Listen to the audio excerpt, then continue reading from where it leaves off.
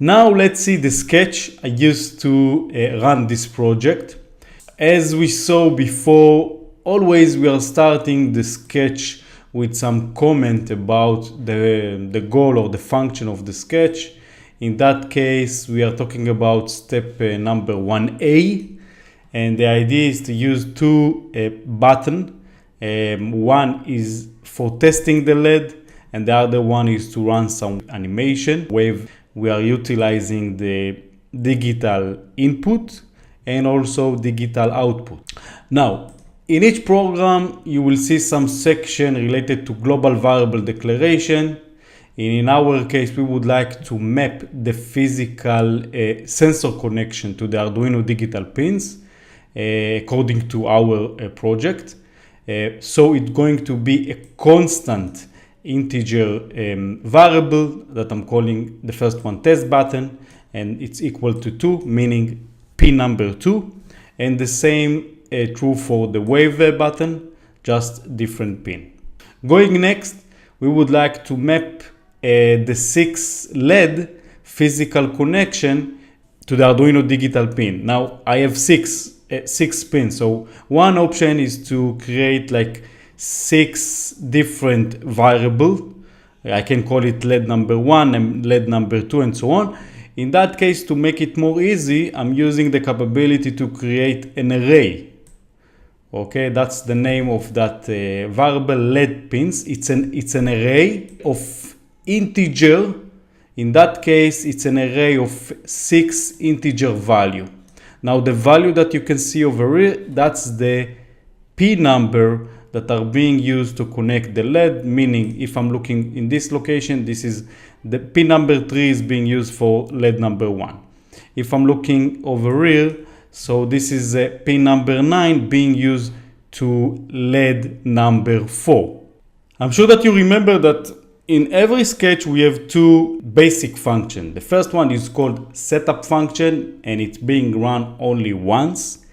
And the other one is a loop function that is running all the time in a loop. Okay, so the main code will be under the loop, and some initialization will be placed under the setup function. So in our case, we are using a function that is called pin mode to set up each digital pin as input or output. So the test button will be set up as an input. Okay, we would like to check if a button was pressed. The same true for the wave button. We are setting that as an input. Now for the 6 LEDs that are connected to 6 pins in our Arduino, we would like to set up as an output. So the easy thing to do is to use some for loop. Start from 0 until 5, and each time change the index in the array and set up that as an output. The next main function is called loop. I mean, most of our code will be placed over here.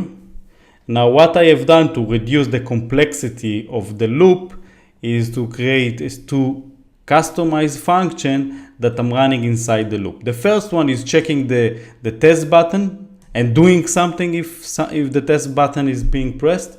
And the second one is checking the wave button and also doing something if the wave button was pressed. And because this is under the loop, running those two functions again and again. Now let's zoom on each customized function. Okay, let's review the first function I created that is called check test button. So the first thing that we can see that this function is not returning any value, and that's the reason I can see the saved word void, and it's not getting any parameter as input. Now moving to the first line, what I would like to do is to read the status of the test button right now. So I'm utilizing a function that is called digital read, okay, and sending as a parameter the pin number that I would like to read. And of course, we are sending the test button as parameter. And I will get the result. It can be low or high.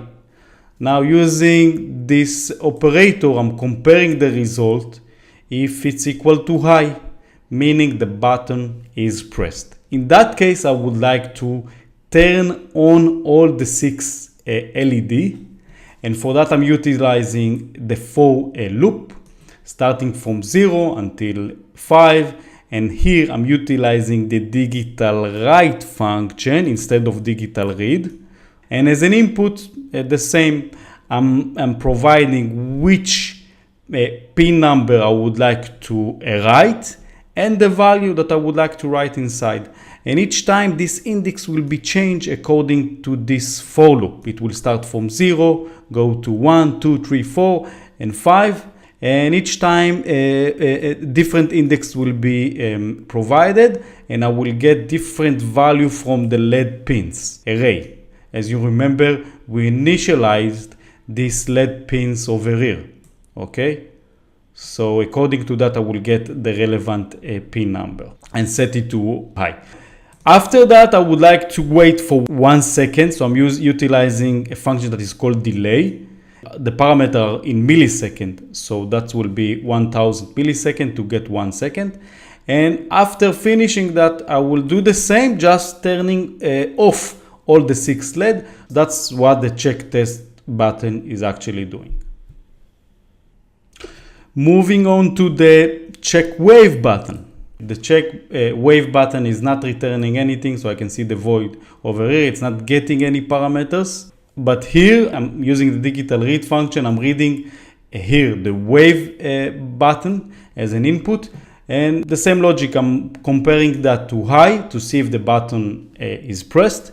In that case, what I would like to do is to run some wave of LED starting from the first one until LED number 6, and then start from LED number 6 and going back to 1.